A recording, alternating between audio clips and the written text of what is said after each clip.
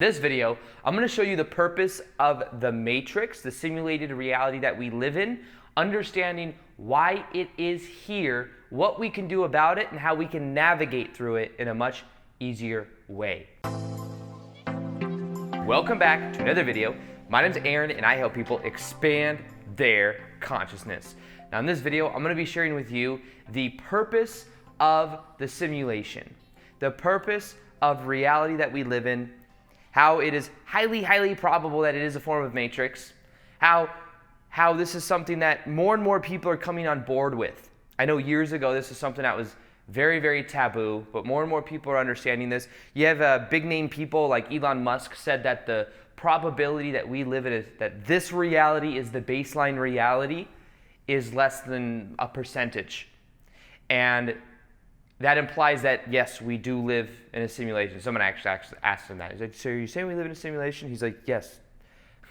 He's like, yes, what I'm saying is me and my brother had so many conversations in the hot tub talking about it that we had to stop talking about it. So it was something he really likes to talk about. And Elon Musk was a very smart person. And this is very interesting to me because the more that you go through the spiritual awakening process is the more you realize that it is a simulation. You experience things in your life where you understand that this isn't the baseline reality. What we experience reality through using our five senses that we give so much meaning to and we give so much credence to that we think is so real is actually just an interpretation. And what I'm going to be sharing with you in this video, the purpose of the simulation itself, because I believe this is actually a very empowering thing. Sometimes when we think simulation, we think of computer, we think of machines, like in the movie The Matrix, and it becomes very scary. It doesn't have to be scary. It's not meant to be. The machine, I think, is more of a metaphor for a program, a programmed way of thinking. Now the thing is most people are walking around completely immersed in programs. They're doing the same things every day, feeling the same emotions every day, thinking the same thoughts every day, therefore getting the same results every single day. They have just had some level of autopilot, and they say, well, I'm a real person, but they're doing the same thing, feeling the same thing, thinking the same thing.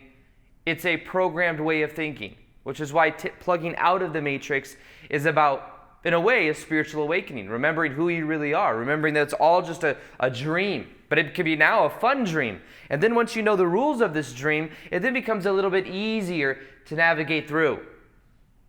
Now, the only way to really understand this is to actually go through the spiritual awakening process. Because even then you don't understand it completely, but you do feel that this isn't as real as you thought it was, and you do start to feel that you are an eternal spiritual being living a temporary human experience. You start to have more experiences where you go inwards and you find out more and more who you really are. And when you find out more and more who you really are, what you really find out is that this 3D avatar body is not who you are. It is just something you are using. And the easiest analogy I can think of when we talk about a simulation is thinking about it from the form of like Sims or some type of game. Because in a game, you play for a certain period of time, you are this little avatar. And you're doing everything you can to keep this avatar surviving. And in a way, that's what our ego is. Our ego is our avatar, and it will do everything it possibly can to survive. It will do what it can also to remain consistent to the way it defines itself. The ego is a safety mechanism in reality, but many of the players in this reality have been completely immersed with their avatar, thinking it's all that they are. I am this avatar. I am this survival mechanism. I am this programmed way of thinking, not knowing that their avatar does not have to use them, but they can become aware of their avatar and then use it in a more powerful way by observing it.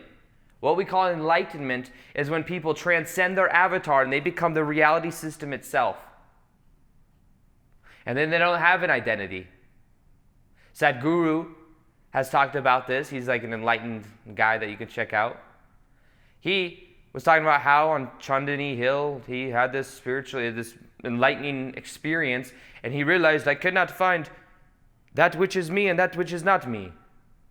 He looked out and he then had that enlightenment realization that he is everything.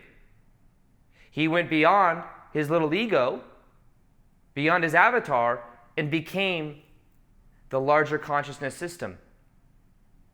So in our reality, what happens is we forget who we are, because that's part of the game. If you were to play a game and you knew the whole time it was a game, you would treat it differently as if you went to a game and you completely forgot who you were. That's one of the purposes of at least the game at this level. There are other reality systems or different star systems, whatever we want to call it, out there that have maybe a different rule set meaning different rules for that game, that reality system. Maybe they remember who they are, so it's a little bit more lighter. They remember that they are eternal spiritual beings. They have maybe a recollection of their purpose or why they're there, or their different incarnations in other places. But we forget about it here, because part of the purpose of this reality is for us to remember who we are, to then go through this process of awakening. And many people on the planet right now are going through this transition. They're going through this spiritual awakening. So it's very, very cool to see. And in a way, you can think of it as the avatar becoming aware, waking up and saying, wait, I do not want to do the same thing over and over and over again like an automaton or like some type of program. I want to be myself. And when you say myself, there really is no self you could pin it down on, because we are eternal spiritual beings. But I want to be more in alignment with this fun aspect of me. I want to be more in alignment with what I love to do, my passion. Because you could say that your passion is in a way a signal from your higher mind of who you really are, or what you're really meant to be doing in life. Whatever that passion is, you can then follow it, and then you are being. You go from thinking and doing to being. And being is where the power really is, because then you're present to the moment. So let's look at it like this. This is a way for us to interpret reality. Think of it like you're an eternal spiritual being, a non-physical entity, and you couldn't. I was listening to Dr. Bruce Lipton talked about this the other day. He says, as a spiritual entity, you weren't able to taste chocolate. You weren't able to enjoy some of the aspects of life because you're non-physical. However, one of the reasons you came here is so that you could taste chocolate. You could enjoy some of the physical activities you could do here on earth. And you chose to have that kind of experience because you wanted to experience it. And especially right now on the planet, when many, many people are becoming aware of who they are and remembering, reconnecting, remembering that they are eternal spiritual beings. They are not just their avatar. So the purpose of the game itself is for us to remember who we are at this greater level. And the greater purpose of this reality system, though, is just learning. It's learning. Learning more about who we are and learning more about who we are not. Learning. Think of it like a school. Think of it like a school. When you go to school, you have things that you're learning. You have certain classes you might go through. You have certain grades. And you can't go from one grade to the next grade without first off completing the lessons. Well, many times you'll notice people experience similar karma over and over and over again, because in this reality system, what you put out is what you get back.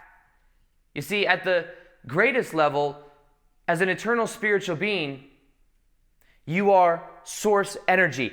You may have forgotten this. However, it's who you really are. And what you did is imagine as source energy, as this infinite energy of love. You had an experience of just yourself, because that's all there was. And then you said, you know what?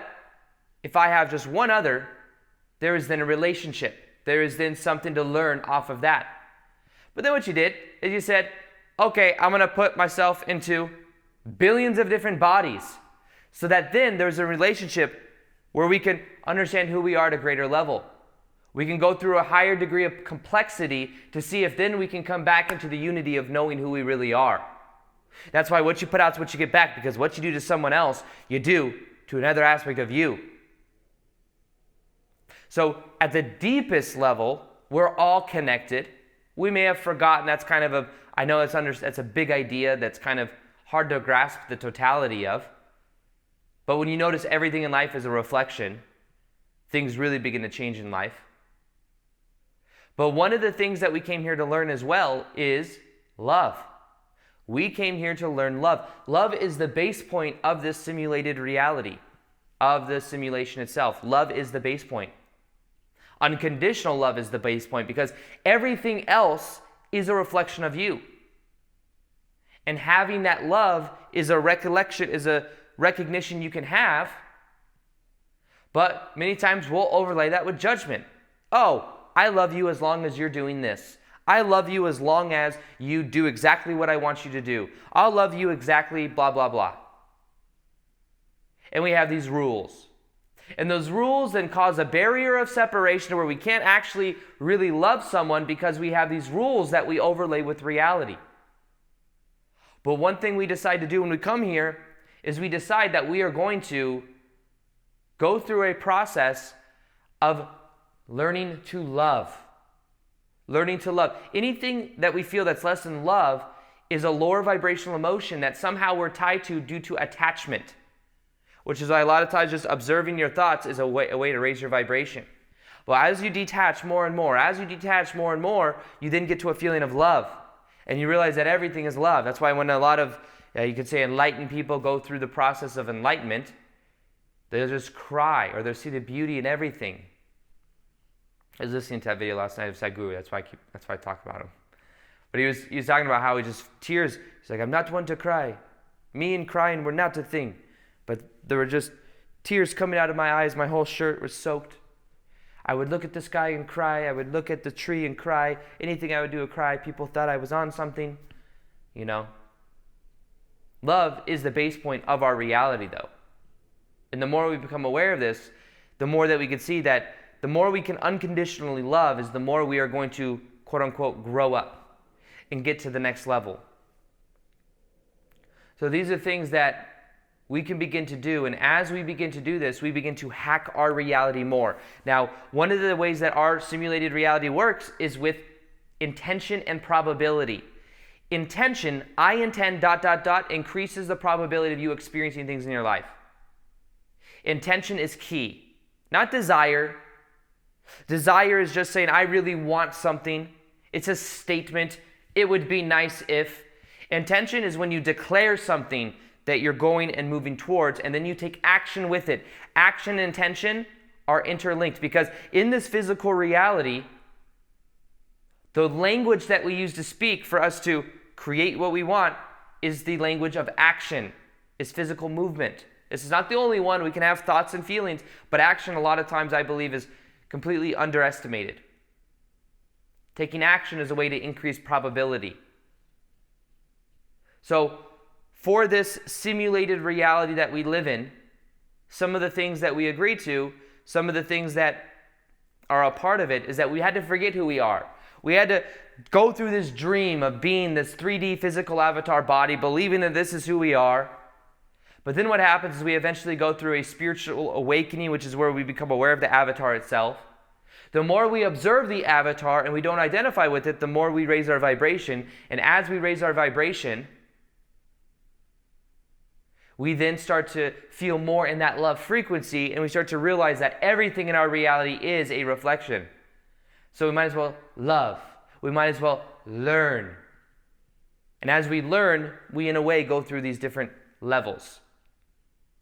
So love and fear. Fear is an illusion. Fear comes from mind. Fear comes from trying to control. The ego, the 3D avatar, sometimes tries to control things, tries to control reality. But remember, there's this larger consciousness system that wants to flow through you. The more you get your avatar body out of the way, the more this higher vibrational energy can flow through your body. The more you're going to then tap into a flow state. The more you let go of who you think you are, the more who you really are can come in, which is more than you can even imagine. That's who you really are. And it's not defined by any label, by any just one thing you do or one thing you think.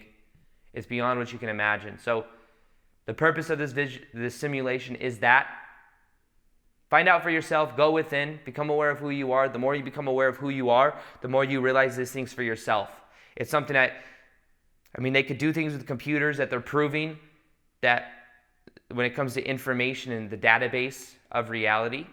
However, the only way to really experience it is to go in it and to go within yourself and to observe your avatar, observe your ego, allow higher vibrational energy to flow through, and find out for yourself.